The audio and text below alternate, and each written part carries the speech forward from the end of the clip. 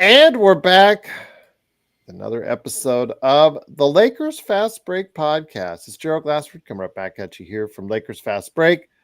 Pop Culture Cosmos, where we cover the latest news and trends in pop culture each and every week, twice a week, wherever you get your podcasts. On this week's episode of the PC Multiverse on the Pop Culture Cosmos channel, go ahead and check it out because it's my thoughts on the latest docuseries on Netflix called Mr. McMahon, covering the life and times in a broader sense of Vince McMahon and the WWE. So go ahead and check that out today. Plus, we talk about Ubisoft making some big changes to one of its major games that was coming out this year. So we go ahead and talk about that as well. Inside Sports Fantasy Football, you can still go ahead and check it out. It is still very relevant because it deals with NFL Week 4. Not only some picks that we made for entertainment purposes only, but some advice we give you because it's our annual Do Not Panic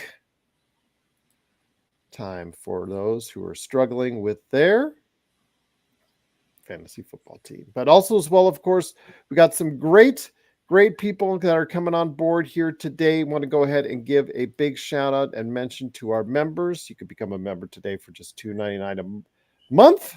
That's right. Just $2.99 a month gets you some inside stuff that I only give to you guys first and foremost. Plus, also as well, we give you guys a big shout out. Plus, also we give you, of course.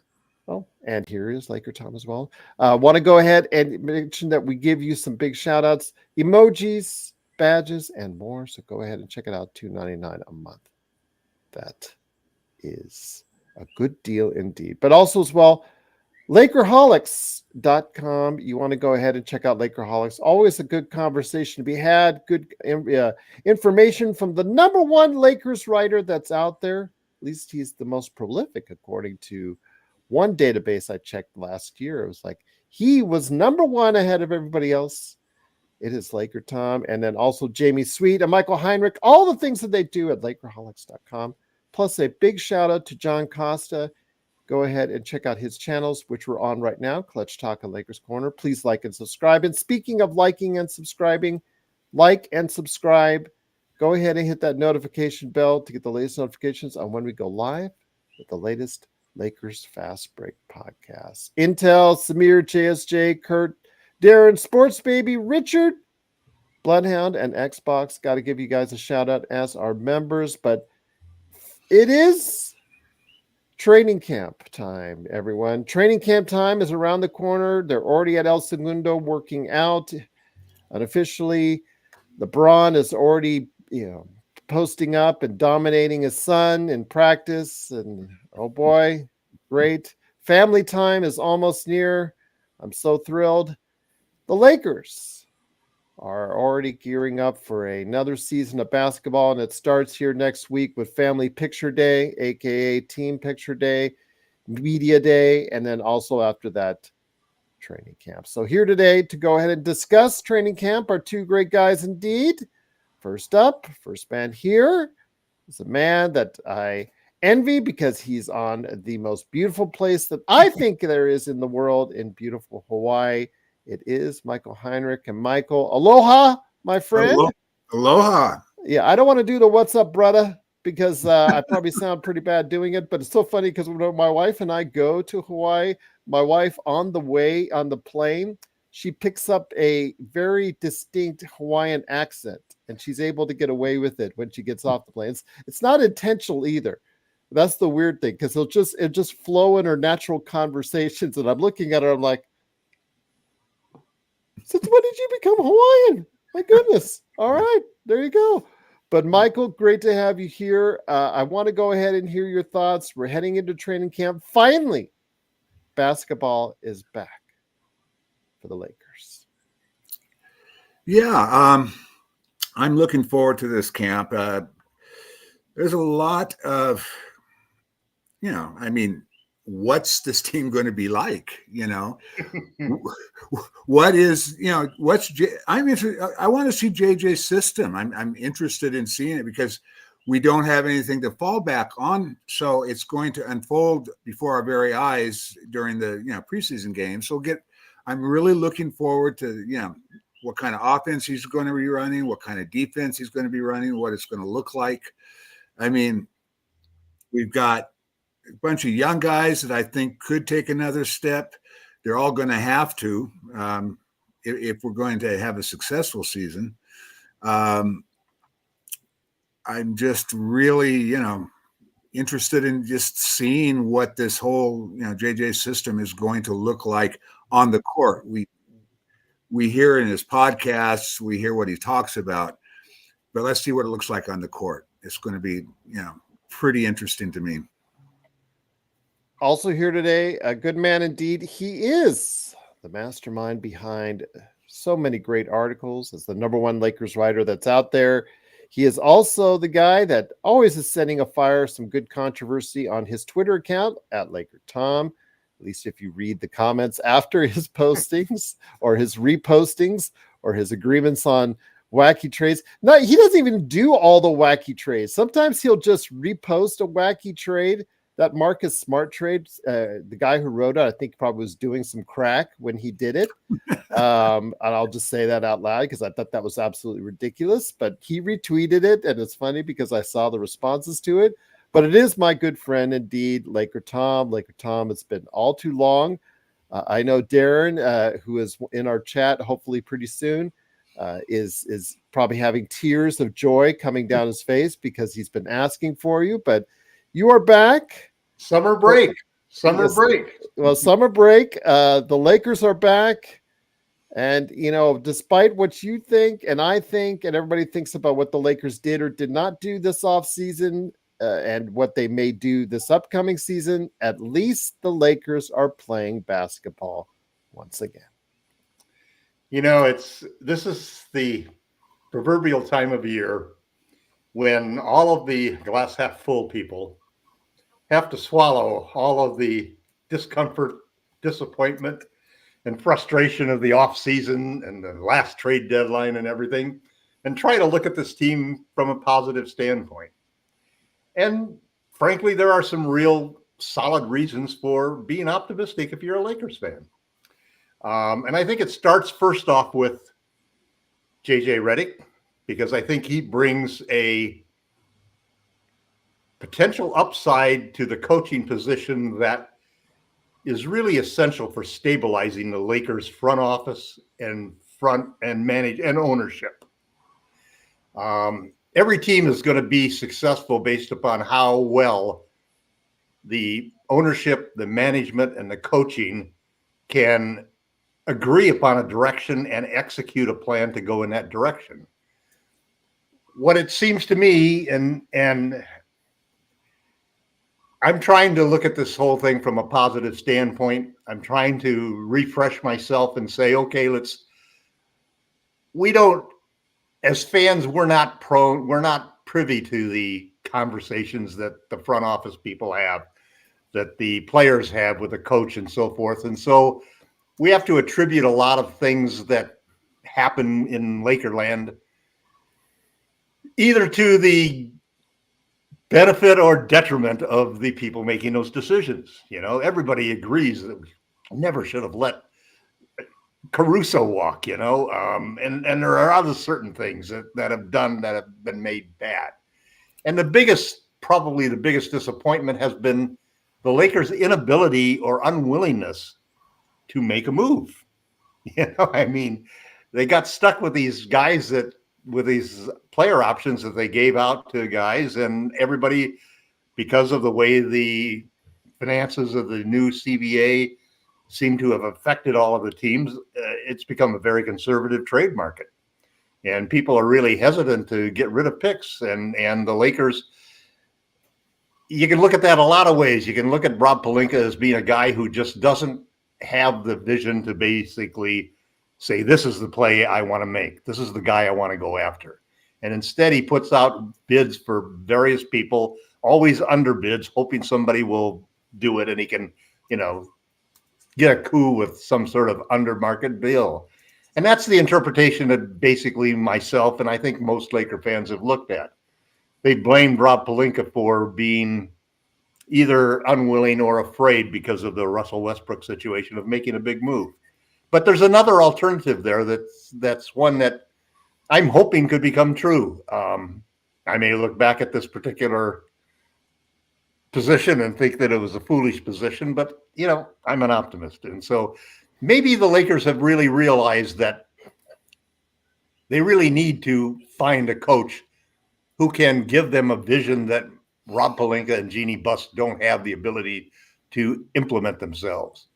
And part of that vision also has to be, let's stop making short-term moves for players that are only going to be here for a year or two and give up draft picks for those guys. So that does take a lot of gambling out of the picture. And I think with the new CBA that gambling is something that we're going to see a lot less of in the league. We're going to see a lot more conservatism when it comes to trades. And maybe the Lakers are on the second or third year of a position that is going to change the all-in approach that they have. They're saying now that they're only going to trade any of their picks if it can provide sustainable Lakers excellence. And that doesn't apply when you're trading for a guy who's on a contract and you don't know for sure if you can sign him, or trading for a guy who may be older. We obviously have gone for younger people over the last couple of years. Anthony Davis is the oldest guy on the team next to LeBron, and he's only 30 years old. So there's that huge gap between 30 and 40 years old where we don't have anybody who falls in that category. We probably need to add a couple of guys who have some experience if we want to really compete for a championship. But the wild card is, how much better is J.J. Redick going to be as a coach than Darvin Ham? He's announced the starting lineup that took Darvin, 60 games or 40 games to get into. I think 43 games was the number of times that we played before we really saw that same lineup that was in the division champ and in the conference championships. So maybe the fact that we lost a lot of players to injury, and those players hopefully will come back and provide some of the balance that we need. Hopefully we can make a couple of moves at the trade deadline to really elevate the starting lineup and so forth. But I think there's a lot of questions that could be answered very positively this year because of J.J. Redick. So I'm with Michael, and I'm eager to see what happens. He's talked as good a game as you can talk. Now we got to see how the team plays. Can he get the players to play the right way? Can everybody stay healthy? Can the guys who aren't healthy finally get healthy? Can LeBron and AD play the way they did last year? If they can stay healthy and play the way they did last year, we're the only team with 2 top 5 superstars in the league. And I don't think our team is that bad. I'm really intrigued to see what happens with D'Angelo Russell. And I'm glad to hear that JJ is really going to count on him. I thought a big mistake would have been to not start the guys that he's starting. And the second biggest mistake would have been not to start D'Lo. He's just a critical part of it. And I want to see him have that career year this year. I still think he may get traded, but I also think there's a chance for him to change the scenario again, to change the dialogue, because he's so hard to get rid of without hurting our offense.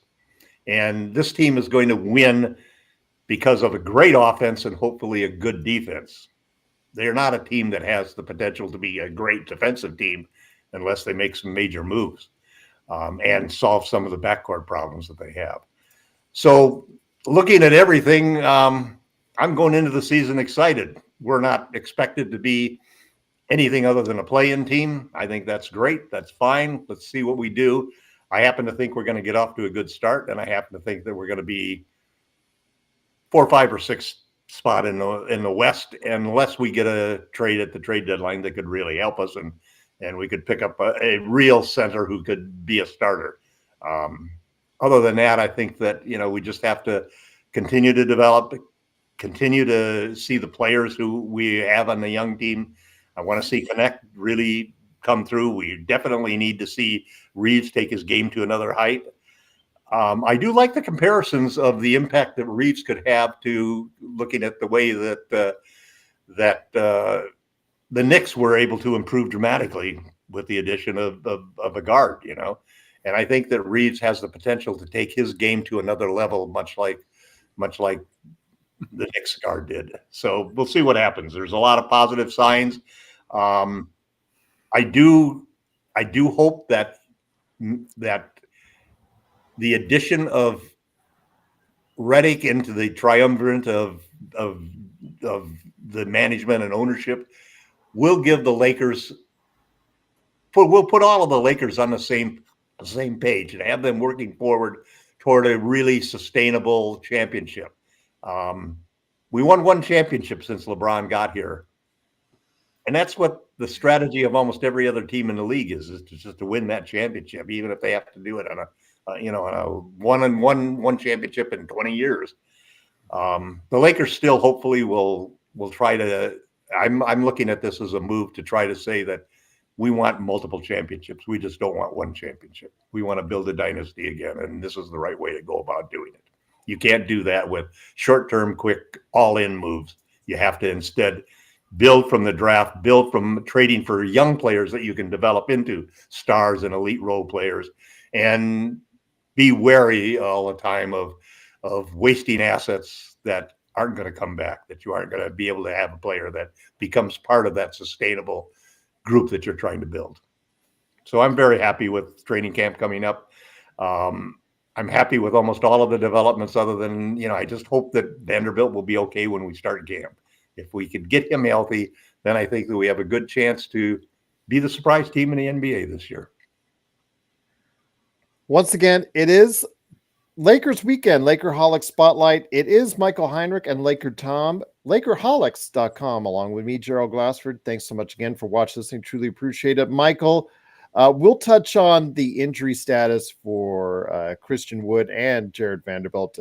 I don't think that's happening where he will be ready for the start of training camp. Surgeries on both feet, I do not think will allow him to get ready. I think he said, during the press conference from Rob Pelinka, I think he said he would be out the entire stretch, or he would be it's a very gray area, very questionable on if he makes it back. Well, they said he's going to be ready for opening day, but opening day. Yeah. Away, but the training camp and exhibition season, he might be held out quite a bit, but we'll see what happens. Again, he probably won't play. I don't think he'll play until the regular season starts. I think they're going to be ramping him up, and from what I got the impression that he's begun the ramp up process, but it's going to take some time. Yeah, that's the general feeling I got from watching like the sports, Sportsnet and stuff like that. They've had more conversations on that, and it sounds to me like he's entering the ramp up stage now. Maybe media day will give us right after the end of the season, they said, so that it's not like it's a recent thing. Yeah. And one of them was just a removal of the bone spur.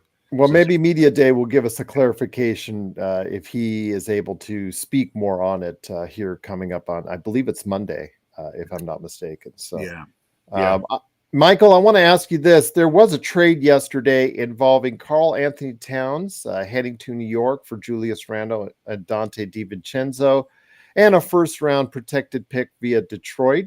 I want to ask you thoughts on this. It looks like New York has gone out of the way to try and get the center that they needed to go ahead and play at a better level. The Lakers, according to many, depending on who you ask, but most people think that the Lakers do need more size up front. There are still teams out there that do have front court size available as far as that's concerned, but the Lakers have yet to yield an offer that will elicit that trade to get through. So your thoughts, my friend, now that the Minnesota trade has gone through, do you think this is going to maybe either for the Lakers or for another team start to spice things up before we get to the regular season? Maybe another trade or two, perhaps? I don't know. You in trades, you hear both teams won or one team won. Could this be a trade where both teams lose? I've never been a big Cat fan, number one. I just have, he plays 6'6" at 7'2", and as far as I'm a big Randall fan, but they were able to play with Cat with him because Cat could hit the three. Randall is not a good 3-point shooter. He's not going to stretch the floor. So now you're going to have Gobert, plugging up the inside because he just can't. He doesn't stretch the floor. So I don't know. I mean, and he's not going to be a starter either. Because what's that? He's not going to start either because Naz is going to step right in and take that starting spot. I don't know about that. I don't know about that. Naz is going to play starter minutes between. Well, that's something Joe and I discussed last night. That year for him, he needs an extension next year. So that's something Joe and I discussed. That's why they traded. Yeah. That's why they traded Cat. They need to get Naz into the starting lineup. Yeah, that's something Joe and I. He was very adamant about getting Naz into the starting lineup, and I can't say I would be disagreeing on that. But Randall, I'm not sure. Yeah, Naz would be the perfect guy for us. Randall coming in off the bench as a sixth man, I'm not sure Randall would be in love with that process. So that's why it could be. That's why Michael could be right that this trade could be one that could backfire because Cat is not going to protect the rim the way. That's another thing. Cat and they're guarding. They're depending on their perimeter defenders to be able to cover for him. Cat and Tibbs is not a good mix. Yeah. Tibbs is all about defense, and Cat's never been anything about defense. So yeah, he's not a rim protector. That's going to be interesting. That's going to be an interesting story to watch. It's You'd think that, for example, I mean, I've been on this thing of getting a center. I'm so tired of this journeyman rotating minimum salary centers that we keep throwing in here. And yet I've never really been a big fan of trading for Cat simply because he can't protect the rim. He's not a good, and he can't defend out on the perimeter. So, you end up with a guy who can stretch the court, but that's why they went and got Gobert because he couldn't. Exactly. So, it'll be an interesting trade to see what happens. I think what the Lakers are going to do, I think what everything in the Lakers is, I think they're waiting for 12-15. They're waiting for that trade for this big center who's,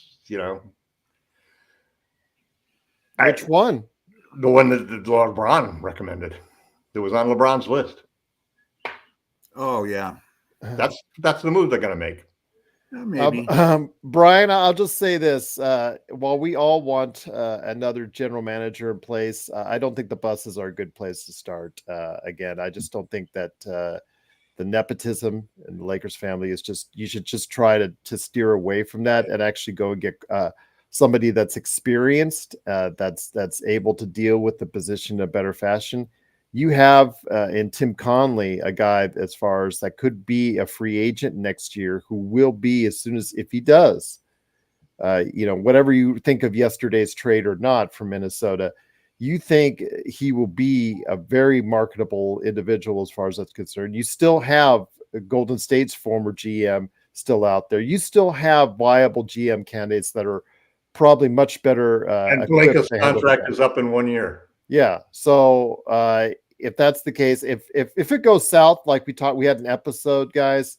We had an episode earlier this week on if it all goes right, and then we did an episode on if it all goes wrong. And if it all goes wrong, I think public pressure will force Jeannie to make a move, and whether or not it costs Rob his job, we'll have to wait and see. But Laker Tom, let me get it back to you again. Coming into training camp, I feel like there's some positions there that as far as not with the first five, obviously that's already been solidified. But after that, the rotation, there's a lot of question marks.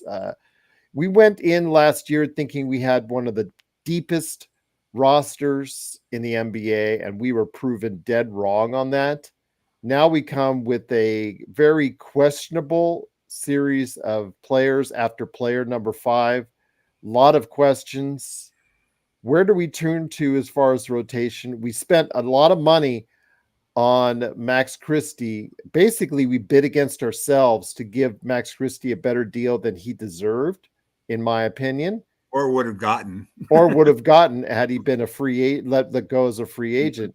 So if that's the case, where do we turn to? Because after player number 5, it is a deep, dark chasm as far as dearth of talent. So I want to hear your thoughts on where we go to. And then, Michael, I want to hear the same. Well, I do like the starting lineup, and I do think that JJ made the right call to announce ahead of time that, hey, this is a starting lineup. We're not going to screw around with experimenting with some new ideas and so forth. But I do think that obviously he's going to prioritize and change some of the roles of the players in that starting lineup. And I'm as eager as Michael is to see, exactly what we run on offense and how we handle our defense. But I don't,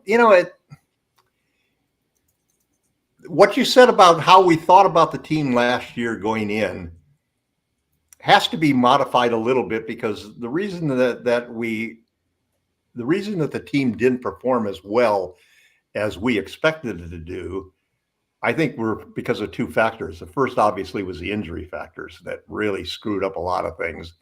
And then the second thing probably was the coaching factor. The coach just didn't put the players in the right positions to succeed. So when you look at the lineup after the starters and you look at the backups, all of a sudden now we've got Gabe Vincent at backup at point. If Vincent can play like he did in the playoffs 2 years ago, and he can perform like that, he's going to be a very good backup point guard. And then you've got, obviously, at shooting guard, you've got Max, who it will be interesting to see how Max does. I mean, supposedly he's had a good camp and we've invested in him.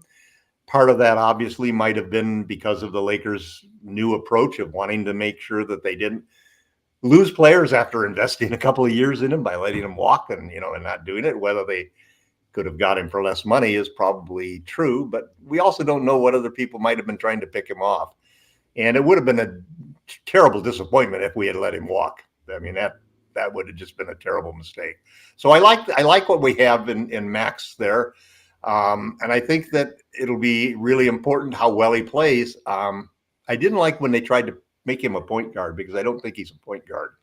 And I thought that every time he tried to put him in that role and have him handling the ball from a standpoint of trying to create assists for other teammates, I felt that hurt his approach, because he just really doesn't have a good enough handle and passing ability to emulate, D'Angelo Russell and so forth. A small forward, Connect is going to get his shot. I think he's going to get a shot to see what he can do. Obviously, Vanderbilt would be the backup at power forward if he was going to come in there. I like Chris Wood at that spot. I don't think Wood can play center, but I think he can be excellent as a power forward. And I'm hopeful at center that the solution, I think,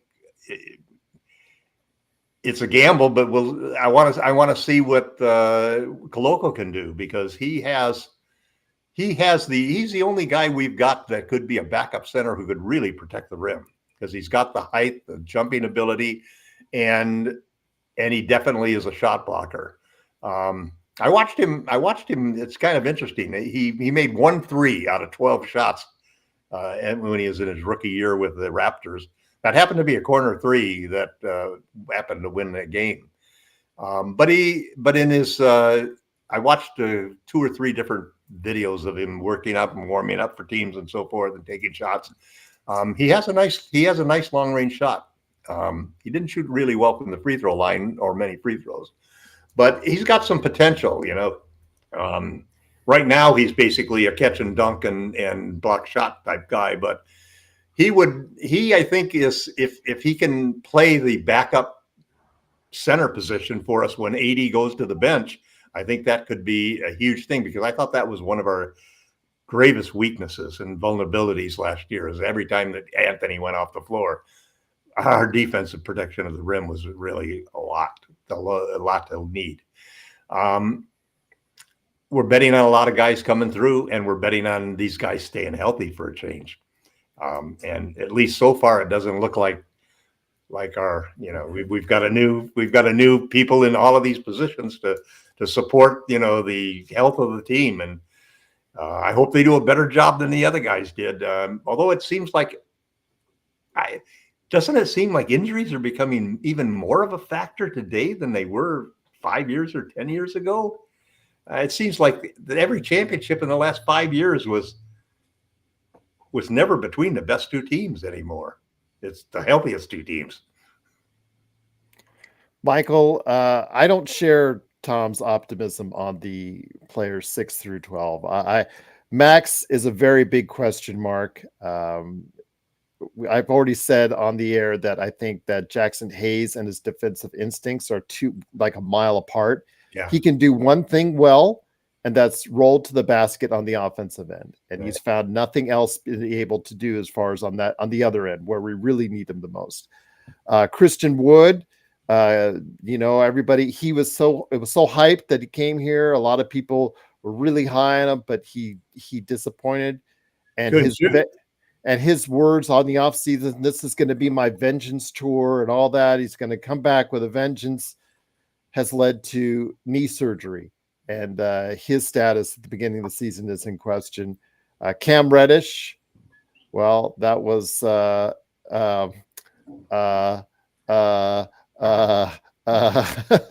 just leave it at that. Guys that aren't even going to be in the rotation. Yeah, it was like, Cam Reddish will find his way into the rotation. I bet somehow there'll be some injuries, or somehow you'll see Cam Reddish on the floor, whether we like it or not, and not. But Dalton Connect is an older rookie, so he is more experienced coming in. So I like the kid in summer, so he may have a chance to really shine coming off the bench initially. Your thoughts, Michael? I see this as probably one of the weakest benches in the NBA. And it's so sad because last year we were so optimistic on players 6 through 12. This year, not so. Who are the players that we are optimistic on 6 through 12? The last year? Yeah. Last year, Jackson Hayes was a lottery pick coming in here. We thought, okay, well, he didn't work out in New Orleans. Maybe he'll work out here. Cam Reddish, a lot of people out there had been asking this show for months. Oh, we got to get Cam Reddish to the Lakers. Cam Reddish to the Lakers. Well, you got Cam Reddish to the Lakers. There's the hope of the draft picks that they could pop, because we haven't even mentioned. Isn't it sad we haven't even mentioned the picks from last year because of how bad that they done, whether through injury or poor performance? That's kind of bad that both draft picks, Lewis and JHS, we haven't even mentioned him, and they barely get any notice at all. Well, even though JHS makes 16 straight three-corner threes. That's terrific. Yeah, Luke Shapino's been getting big props from the coaching staff. Yeah, he did last year too. Yeah, he did. Remember, he was the star of training camp, according to Anthony Davis last year, and you saw how that one worked out, Michael. So you'll forgive me if I have a more realistic approach in regards to players 6 through 12. I am very concerned about the Lakers' depth going forward. Your thoughts, Michael, on the competition for playing time after players 1 through 5? Well, I think that I'm good 1 through 7. Reeves and who else is what? Who are the 7? Who are the besides the starters of the 7? What other 2 are you like? That's what I was going to say. Oh, okay. Vincent is a solid basketball player. Okay, we kind of forget about it because he missed almost the entire year, and when he did finally come back, was down the stretch for 6 games into the playoffs. My goodness, that was like his training camp. Right. He was still trying to play himself into shape. He could start for some teams. Yeah, he's decent. He's a good, solid, and especially on the defensive end where we need some help. Yeah, he'd be the best backup point guard that we've had for a while. Yeah, if he's healthy and he regains form, you're right. I think that Vando. I'm a big Vando fan. He's our guy that we can put 1 through 3. He's not people call him a power forward, but he's more of a perimeter defensively. He's a better on the perimeter. He's really good at guarding 2s and wing players. I've seen him shut down some of the best point guards in the league. So what was really bittersweet last year was just when he was starting to look like he had developed somewhat of an offensive game, he went down to injury again. And his defense at that point in time was just elite. Outstanding defense at that Well, they point. finally figured out a way to do, because it was 4-on-5 on the offensive end when he first got out there onto the court. But that's 3-on-5 about when 2-3 you put weeks. Reddish out there too. Yes. Well, yeah, Reddish. Yeah, him driving to the basket is an adventure. And I'll just leave it at that. But yeah, I don't even talk about his outside shot. But they found a way, instead of putting Vando on the outside, they put him in the dunker spot. Yeah. They finally realized that, you know what, that's where he needs to be on the offensive end. And then, of course, like you said, he got injured about 2 weeks later after he started to look really good. But you only hope he could get a lot of offensive rebounds the way that JJ is focusing on that guy. Well, they have to, because they're the worst they were among the worst in the NBA on both the offensive and defensive rebounding end. So when that's the case, Michael and Laker Tom, you have to look at it. But Michael, I mean, again, you guys are trying to find anything as far as a positive sign for these guys. No, those two guys I think are solid. They're solid. They're solid. Connect could put himself in that group. Connect has to prove that he's not a disaster on defense. That he's not if he can be defense, man. If he can be subpar on defense, he'll have a big role. Exactly what I said during the summer. And I saw him live. He was a matador on defense, but even if he can get to just a barely below acceptable out there, if he can keep himself out on the court, if he can be that elite shooter and I know Joe was like so mad when JJ dropped that on him. I don't want to say he's an elite shooter yet, because let's get him to that point first and then start calling him an elite shooter. But if he can ever get to that status, if he can get you 40%, you'll have to deal with what's on the defensive end. That's more acceptable. But Michael, that would be a big help to the Lakers if that happens. Yeah. As far as Max is concerned, I'm glad they brought him back. I saw good things from him. My biggest thing was basically they overpaid him. And, I mean, he's not a sixth man off the bench. He could be a good ninth or 10th guy off the bench. If he's going to be a sixth or seventh, I think that's kind of a little bit, above his pay grade. If he was, sixth or seventh man, not so much. Eighth or ninth, 10th. I think from what I saw of him, because he did show me a lot of when he was given the opportunities.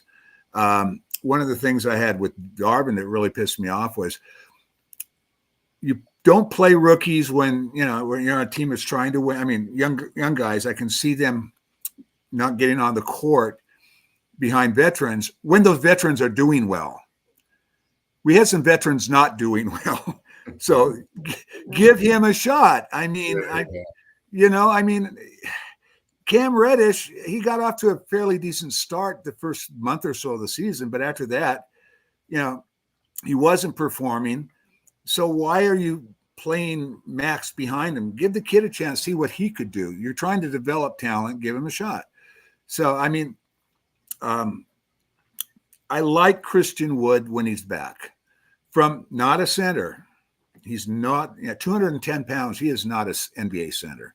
And he's the thing about it is over his, after he went to Houston, brought him in as a center. Remember when Morey was going to go super tiny ball and he was going to be their center? That was the first time he had played center.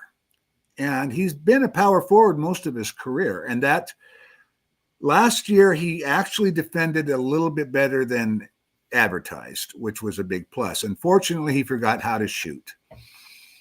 If he can Just shoot that little thing. Remember how to shoot. One thing, yeah. If he can find his shot again, I thought he played. He's a decent rebounder, and I thought he played defensively when he was on the court with AD. They actually had a pretty good defensive rating. So he can play with AD. He's the big that can play with AD if he can learn to shoot again. If his shot isn't there, then forget it. if he can find a shot again, then yeah, we got something with him. Well, he's That got was no really last year was really the first year that Chris really had a terrible shooting year, though. He's been solid through his whole Well, career. now he has no choice, because if he doesn't do well this season, He'll be out. he'll be out of the league. Exactly. But Laker Tom, I want to bring to something that Rob Pelinka said in the press conference earlier this week with JJ Redick. It's something I heard echoed by, I forget who the other GM that said it, but it's the proverbial 30 games. We're going to let things play out and get a better evaluation of the team in 30 games. The Western Conference is pretty stacked. Despite what anybody thinks as far as the Minnesota Timberwolves and where they stand, I still think they're a pretty darn good team and can compete for the Western Conference second place. I think Oklahoma City is just absolutely just filled with all layers of depth, and I don't know. It's going to be really hard. Teams are so damn deep. Yeah, man. the regular season, I think OKC, has got it, just barring any health issues. But be that as it may, 30 games, according to Rob Pelinka, for his evaluation as far as for the team is. Your thoughts? Is that too little? Is that too much? Or is that just right? Because, again, I heard this. I'd like to know when the 30th game is.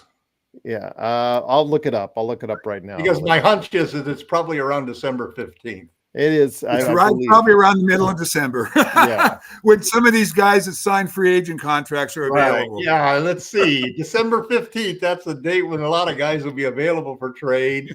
Let's wait until then to see what we're going to do. Yeah, but again, your thoughts? Starting lineup 30 games, no problem. Give those 5 guys 30 games. I hope to hell they can stay healthy for 30 games, for God's sakes. Mm-hmm. I'd be fine with that. So, okay, so 30 games is an acceptable turnaround for you as well, Michael. I mean, because by 30 games, the season in some cases can get away from you if it really goes south. Well, here's the way I look at it. First of all, there's only a handful of guys right now that may or may not even be on the trade block.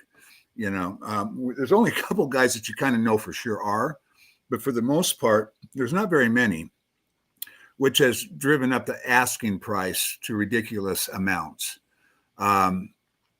And maybe made those guys outside of what the Lakers are willing to pay. So after 30 games, I'm thinking, okay, teams are starting to get a sense of where they are. There might begin to be a few more names that hit the market. Right now, there's nobody that we could trade for that's really available, that when you measure cost versus return. By the way, that's the end of the year, just to let you know when 30 games hits. Yeah. Well, cost versus return.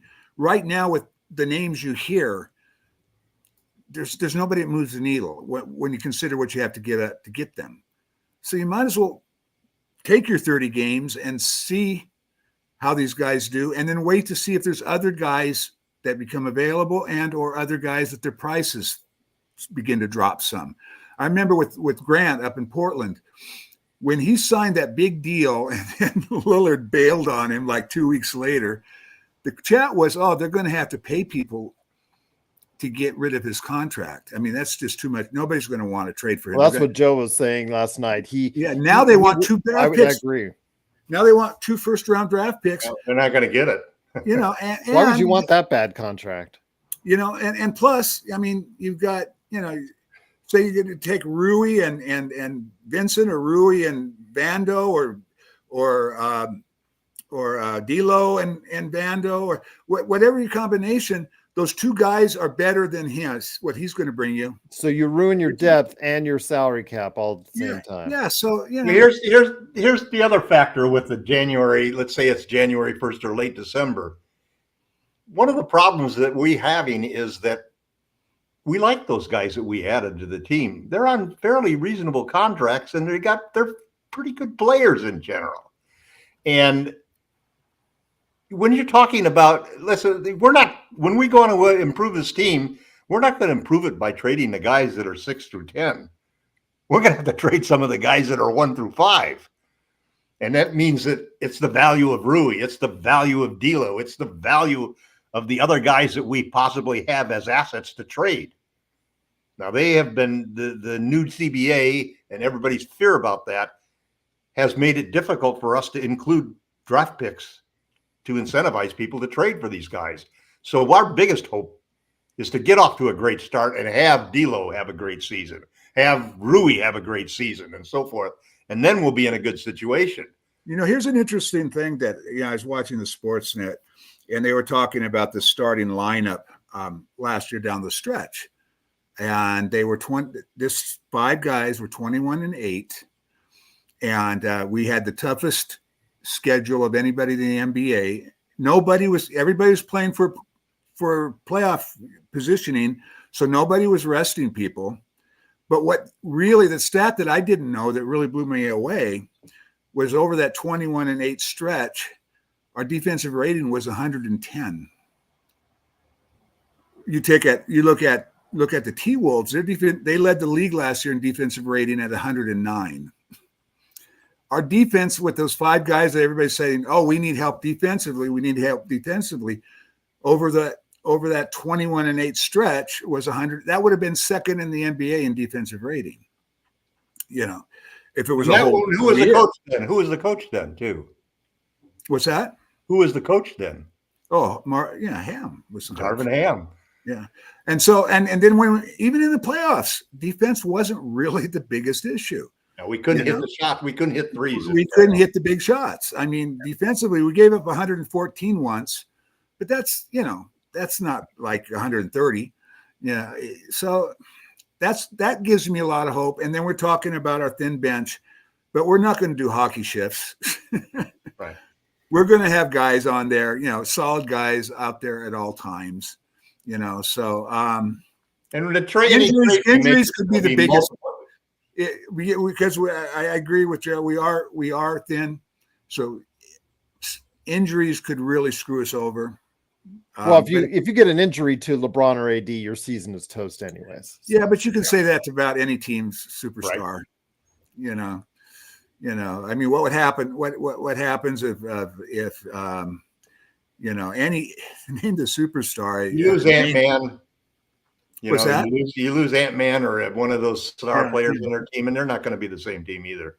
No, nobody's going to be the same team. I mean, Warriors, you lose Curry, bye-bye.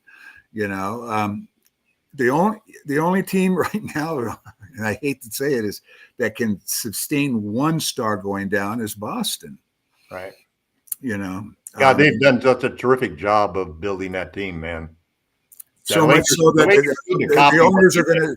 So much so that the owners are trying to sell it because the payroll is going to be outrageous. One of the things I want to mention in the chat on Twitch, Parade on Figueroa, great to have you back, my friend. Truly appreciate it. He said, would you guys be interested in Markelle Fultz as a backup? He's still a free agent out there, which kind of surprised me. Yes, the former number 1 draft pick, fall from grace. I will say, as someone who I think, because pushing the pace coming off the bench, I think is something that the Lakers have not really focused on. And Gabe Vincent, I don't think is going to be that guy to push the pace as your backup point guard. That's just not what he does. I think that would be something that the Lakers might want to look into. But the problem is you have JHS, you have already a backup to the backup. So outside of just getting him a look at camp, and if he could really shine in camp, outside of that, I'd just say you can give him a look. But I don't know where you could find a place for him unless you decide to move JHS. Well, we have to have a consolidation trade because we've got any trade we make is going to be a 2 or 3 for 1 trade. That has to happen. We need to open up roster spots because we don't have any more. We have an advantage that we can bring some guys in that other teams can't bring in. And here was the big, while I blame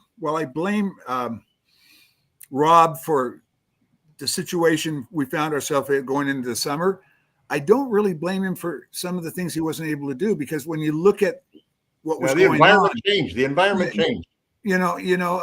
Look at, for instance, Denver took him 3 second-rounders to dump Jackson. 3 second-rounders. We only have 4 in our cupboard.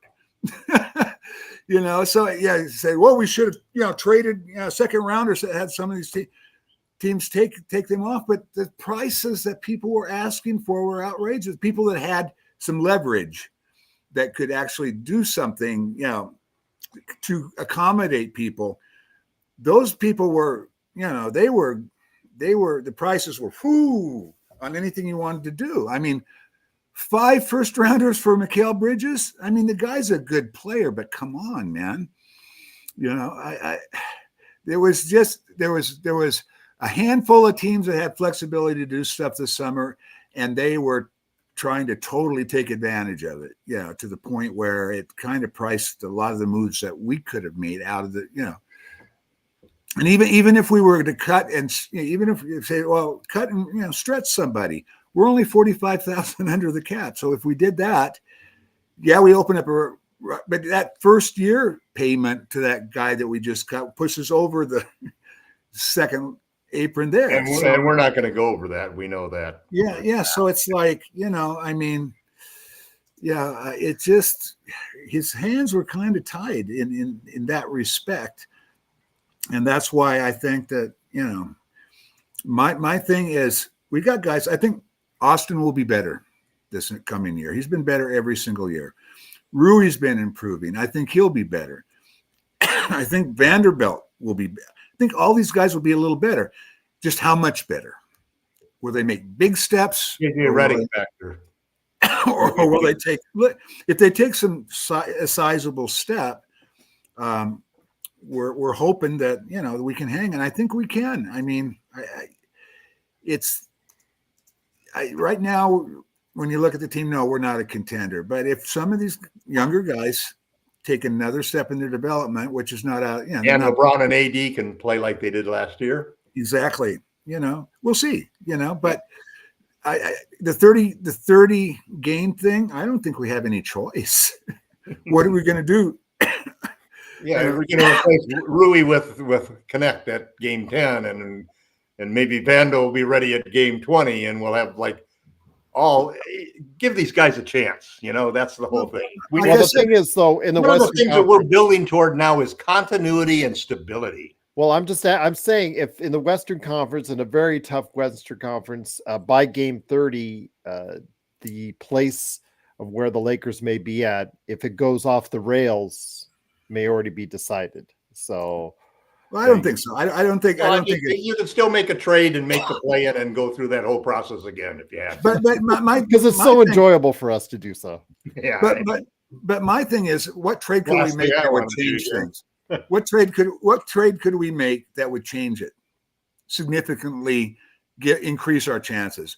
We might be able to upgrade a position a little bit, but when you consider that most of those guys that we can upgrade cost money, and you have to combine some contracts. I mean, especially this time of year, we could combine all of these minimum deals, but who has 4 or 5, 6 spots on their roster to take a bunch of guys in?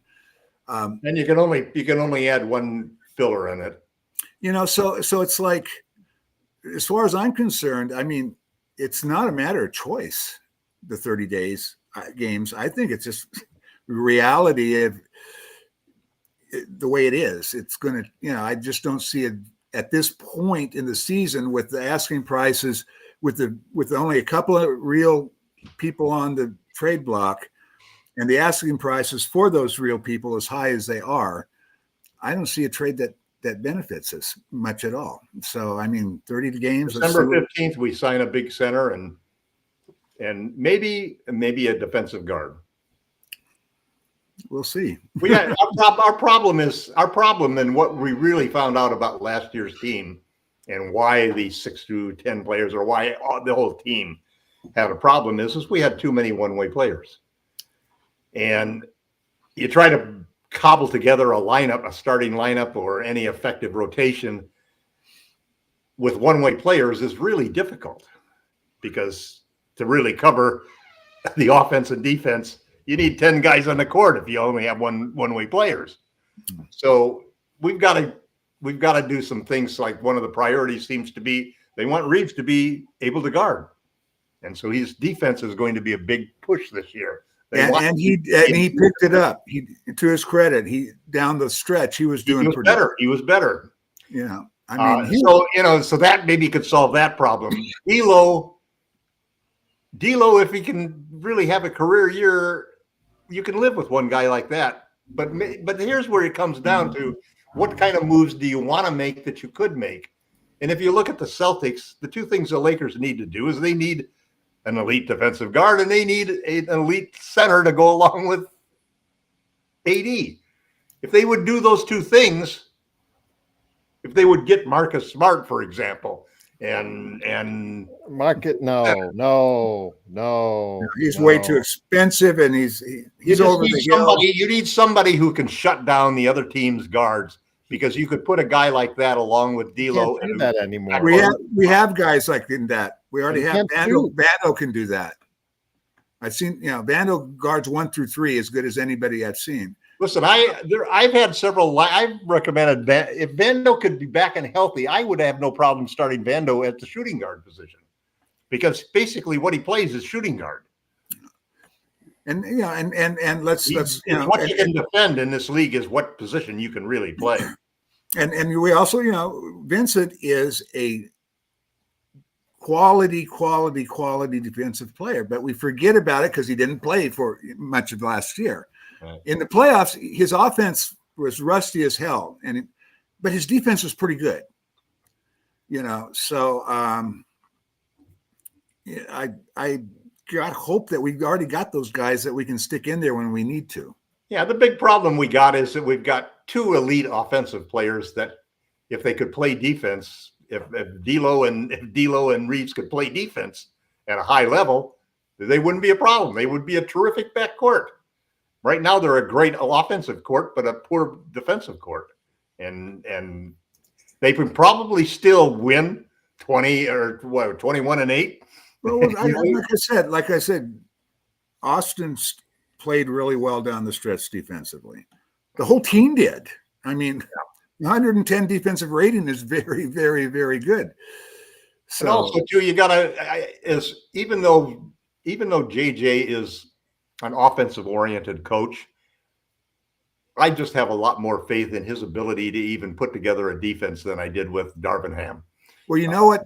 You start with the right players to begin with. The genius move he made, though, was bringing McMillan on to his staff. He is a defensive guy on the staff. Yeah, he is a defensive guy, right. And so I'm thinking that's probably what he was thinking when he hired him. Well, that's the last thing I wanted to cover before we head on out is JJ Redick himself. Tom has already proclaimed him the next Pat Riley in words before, greatest this, greatest that. Yep. And he has not even coached anything above the 4th grade. I want to see it in action. I want to see him out at there coaching. He can talk a big game, and he can go and make the comments that he does as far as, the ones in regards to past players. It's the Jamie Sweet. It's the Jamie Sweet path. I don't believe anything until it happens. He hasn't coached, Tom. He hasn't coached. You cannot tell me how he's going to be as a coach, because he hasn't coached. All he's done is I can make a projection of what I expect him to coach based upon what he's done as a player, what he's done as a broadcaster, what he's done as a podcaster. But I can also tell you that I have not seen him coach out there NBA. And so you're going to put him in the same level as, let's say, any other brand new coach that you haven't seen coach? If they have NBA, hire the guy. Why would you even hire the guy? Does he have any assistant NBA coaching? No.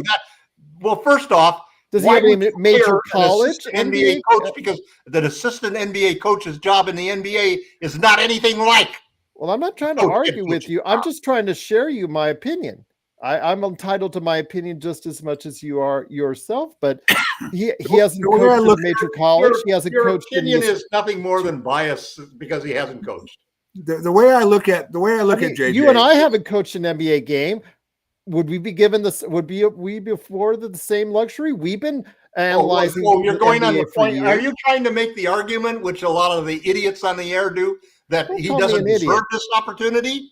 I didn't say he doesn't deserve it. I did say You're impugning that he doesn't deserve No, I it. didn't say I'm impugning nothing. I am just saying I have yet to evaluate him because I don't know if he'll be a good coach or a Because I'm bad not coach. going to make any judgment on him until I actually see what he does. Yeah, That that doesn't should be matter how fair. smart he seems. It doesn't matter if he's answering the questions right. It doesn't matter if he's choosing the right starting lineup. It doesn't matter if he's recommended by some of the best people in the world. It doesn't matter if the Lakers believe in him 100%. He's going to have to prove it to me. That's absolutely damn right, Michael. one I thing- mean, The one thing with JJ that gives me some hope, like I'm kind of with you. Hey, wait a minute, Michael. You haven't seen him play. You haven't seen him coach. Well, I'm saying that I was actually going to support you, Tom, if you just. I know. I was just. it up. I know, Michael. I was just giving Jamie a little shot on the side. You know, it's this way. The one thing that great coaches have, and you can look at Phil Jackson, his ability to communicate with his players, his communication skills, and I think JJ has that in spades. I think he will be a good communicator. So that's where I think where I'm looking at it and why he could be successful. That's the reason why I think he could be successful, because I mean, let's face it. You looked at Phil didn't run his practices. He had all those longtime assistants that was with him that was basically running the show as far as his practices and stuff was that concerned. His gift was his communication with his players and getting them to buy into him. I think JJ might have that ability to do that. Now I'm with you, Gerald. I want to see it. I want to see it. That's all I'm saying. I want to see it. Obviously, before you make an opinion, you should see it on the court because he could absolutely. And he will make mistakes. He will make mistakes being a rookie coach. I don't think there's any doubt of that. Yeah, but will they be plenty enough to cost the Lakers, or will they be something where you can get on by and he can evaluate and make the right decisions going forward? That's all I want to see. That's all. The other side of it is that you have to look at the Lakers are approaching. I can't go on faith in a totally different manner than they did the last few years. This is no more of the use all your assets to go all in because this is LeBron's last year or AD is 30 or this is the last chance for the two guys. They're not doing that anymore. I know that's what got us in trouble in the first place. And that is what got us in trouble in the first place. And they have recognized that they need stability and continuity. And the only way to get that is to hire a long-term coach, invest in him, start looking for building a young team where you only trade for guys that you can grow and develop yourself. You don't go in and you don't bring in a 32 or 35-year-old superstar. You don't go and risk everything on Zach LaVine and you just basically play smart and figure that we've got a pretty good team now. We're maybe three players away from being a championship squad. Let's work hard to get those players over the next couple of years, make the transition from LeBron, build a team around AD, but get sustainable Lakers excellence. And I think I hope it's not just a temporary situation. I hope that this is a long-felt strategic move on behalf of the Lakers because it's exactly what they need to do. And the heart of that, and the only way that can work is JJ Redick. But with Anthony Davis, he's 31 now. If you're on this 2-3 year plan, he's 31. He was born in March 11th, so he's 31. So he'll be on your plan, he'll be in his already mid 30s by the time that plan gets started. So, well, the Lakers plan to win this year. They're hoping to win this year. If they make a good trade, they could win this year. There's a chance. Okay. All right. I mean, I'd say the odds are 10-1. The Vegas odds has them quite a bit higher. I'm sure they do, but that's Vegas. All right. Michael, do you think the Lakers have any chance at all? Michael, what do you think? Like I said, we've got younger guys that still have room to make a step, take a step or two. It depends on how big of a step they take. I think, like I said, I like Austin Reeves. Austin Reeves is a killer, man. He's got he's got the it thing. He could be him. Yeah, he could be. I mean, he is. I really like him as a player, and I think he'll be better this year. I think it's smart to have Rui as a starter as opposed to coming off the bench. He does much better as a starter than he does as off the bench.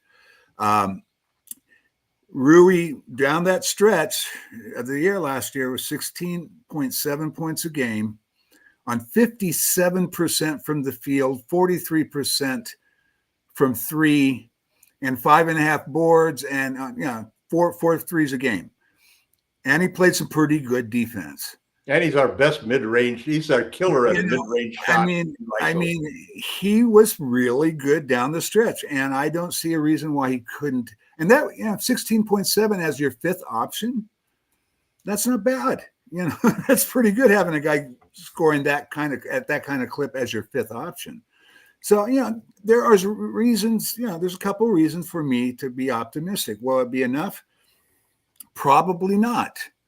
But we'll have to wait and see. That's why they play the games. I mean, look at, Boston had a great run last year, but they made it all the way to the finals, and they didn't have one series that they faced a team that didn't have their star out. I mean, injuries play everything as well. I mean, every single round they had one or two. I mean, Indiana was, gave them hell, and then Halliburton went out and they've still given them hell. So I mean, injuries, you play that's why you play the games. We'll see what happens. I look at, everybody talks about the West, and it's stacked and it's tough, but there are teams that are better than they were last year, but there's teams that have fallen off as well. So we'll just have to wait and see. I think OKC will, is the team to beat because of the acquisitions they made. I'm not sold on Minnesota as a team that we can't beat. Denver, I'm not sold on Denver as a team that we can't beat. I mean, they beat us they beat us in the playoffs last year, but we were down 3 rotation players and they were completely healthy. And then we lost that last game against them when, AD, dislocated his shoulder or whatever that injury was, played with one arm, and we lose by 2 points. I mean, and now that they don't have KCP, I think we're better than Denver now. We're better than the Clippers now.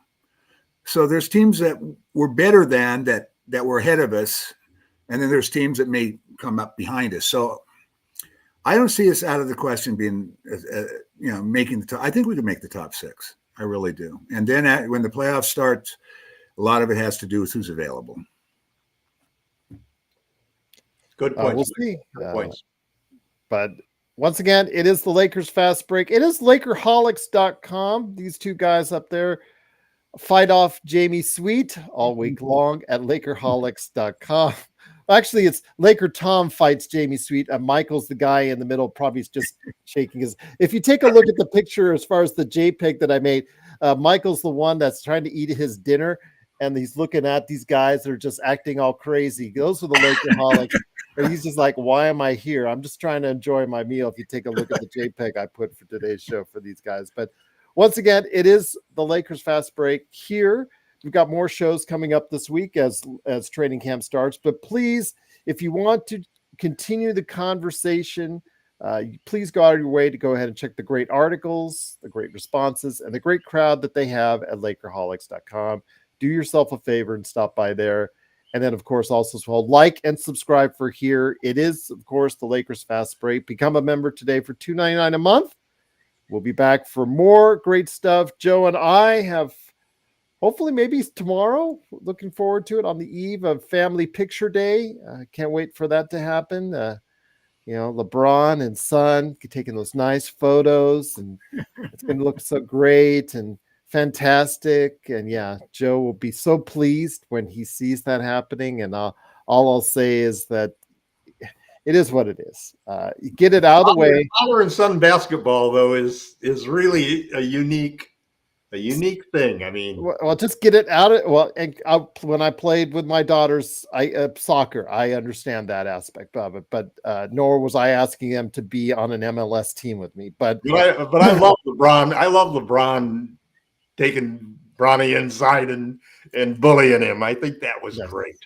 I'm just going to say that they just need to get out of the way. Second quarter, first game, get them on the court, make NBA history, then send him for the entire year to South Bay. If he's ever going to become a player, he needs to be there and develop every single day. He does not need to be on the bench for the Lakers. He needs to just be at South Bay every single day, because right now he's not an NBA player. Anybody who thinks he is just kidding themselves right now. Simply point blank. I'm not so sure about that. I am very sure about that. I saw him live in Summer League. I saw him every game in Summer League. Evaluate right now. You think he'll succeed as an NBA player? No. You think he'll get the odds? Well, again, as I always say, since he was drafted, the number 55 pick. Okay, let's put his name aside. Let's call him Tom Wong. Let's call him Tom Wong. Okay. Well, actually, Isaiah Wong was last year, if I remember correctly, from Miami Heat. But the number 55 pick, guys, in the last 10 years, only one has gotten a second contract. That's a 90% failure rate. But the 55 pick, who's the son of the greatest player in the history of the league, who's also a 6'1" guard who can't shoot, that can't be a point guard. I don't think that's been proven yet. I don't think that's been proven yet. So far, a 6'1" point guard, 6'1" player that the 6'1" shooting guard is not ideal because he's not a point guard. Well, but he's 6'2". He gets point guard. By the time he puts his shoes on, he's 6'2". There are other guys that are 6'2". He gets the 6'1" the point guard label because he's 6'1". Period. He's not. And during the summer league, he didn't initiate the offense. He's not a point guard. He's a shooting guard. Yeah, he was playing off guard. Yeah. So now there are examples of guys that have been that short as shooting guard that was made their was pretty good defense. Avery. I just think it's premature to count out a guy who's got that athletic genes. No, I'm not counting him out. But Gerald's point is correct. I mean, it may be a long shot, but I think it's 50. It has to be at least 50-50. A guy, he's got too much genetic talent there and character. I think that he's the kind of guy who can carve we did talk, it was actually in the chat to give you some credence. We talked in the chat earlier while you guys were talking about Scottie Pippen Jr. When he played here, he did not look like an NBA player. He was wild. He was out of control. He could not shoot. So there was a lot of issues. And he's smaller. He's just like Bronny. He is 6 feet, 6'1". Well, lo and behold, he got into the right system in Memphis. They were able to work on his deficiencies. Were able to improve him. And now he looks like he is an NBA player. And he got plenty of run because every single guy on the team got hurt.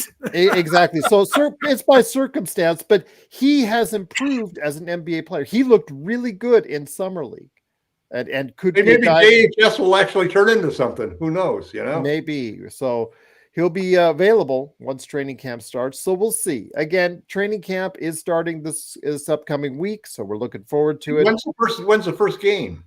4th. The first exhibition. Yes. Yeah, they're doing Friday, I think. Yeah, I think they're doing 2 games in Palm Springs because it's only 110 there right now. So yeah, that's a good place to go. Yeah, I've been there when it's 121, so it's not fun. What's the temperature like now in Vegas? It was 105 yesterday. Wow. So I had to go to California City and it was 115, and I'm driving uphill in the mountains at 115. It was like, yeah, it's this nice, cool fall weather that we're having. Yeah. Yeah. Unlike you, Michael, you just got to be just grinning and bearing it in that terrible Hawaii weather. I know. I mean, it's, 80, 81. Sucks to be you, doesn't it? Yeah.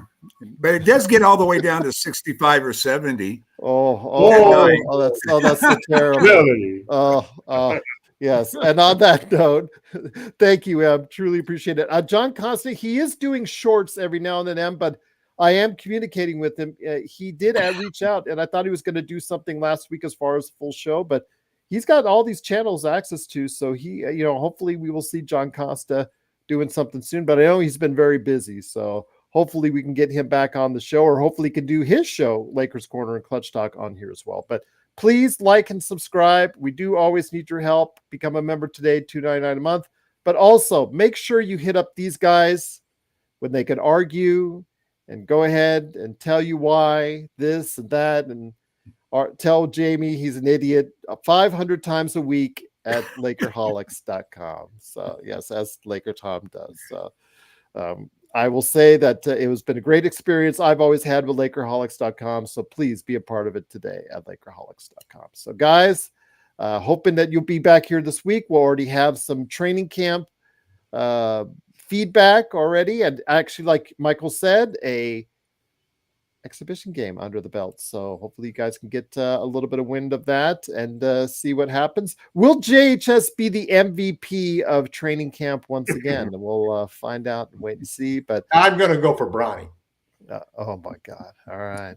Maybe he won't go for 0 for 8 from 3-pointer like the day I was there watching him. So I will say that it is, of course, the Lakers Fast Break. Truly appreciate you joining us. We'll be back hopefully tomorrow night to preview training camp even more, and Family Picture Day coming up very soon with Bronny and Braun right here. Oh, dare Bronny MVP.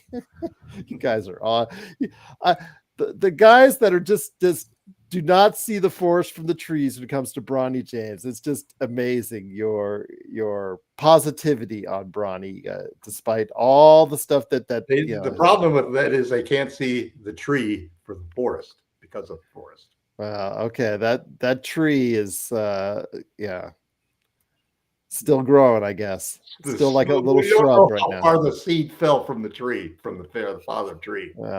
It didn't fall. That he needs to get a little bit taller, much taller, and better shooting. If he shoots like his dad, then we wouldn't have this question. But yeah, that's the problem. He doesn't shoot like his dad right now. Or at least he doesn't like shoot like his dad did last year. How about that? Okay, because we want to make sure we clarify that, because LeBron goes all over the place on his shooting. But once again, it is he's a sapling right now. How about that? Okay, he's a sapling. I'll take that, Darren. Good point. Once again, it is the Lakers Fast Break. We'll be back tomorrow. Count those genes out, man. Don't count those genes out. That's all I gotta say. We'll see. All right, he's got it. Well, we got him for 4 years, so there you go. Well, 3 plus an option. So there you go. Once again, it is the Lakers Fast Break. Michael, Laker Tom. We're going to trade him to the Vegas team as soon as LeBron takes over. That's true. Good point. Absolutely. They're talking about building another arena. We'll probably get a couple of draft picks in return. Yeah. 2 first-round picks from an expansion team for Bronny. I think that's a great deal. Actually, I heard a podcast on that. I think it was Real GM that did that other expansion, and that was the deal, that they wanted to trade Bronny James to the Vegas expansion team, just like that scenario. And they said, would you take? I'll do it for unprotected picks. And the guy said, picks. The first 2 unprotected picks. I think it was Bobby Marks. Bobby Marks said no. I will not trade for Bronny James. Bobby Marks says no to anything, Lakers. Yes. All right. Well, on that note, it is the Lakers Fast Break. Michael, Laker Tom, thanks so much again for joining us. We'll be back tomorrow for more good stuff right here at the Lakers Fast Break. Aloha. Aloha. Aloha.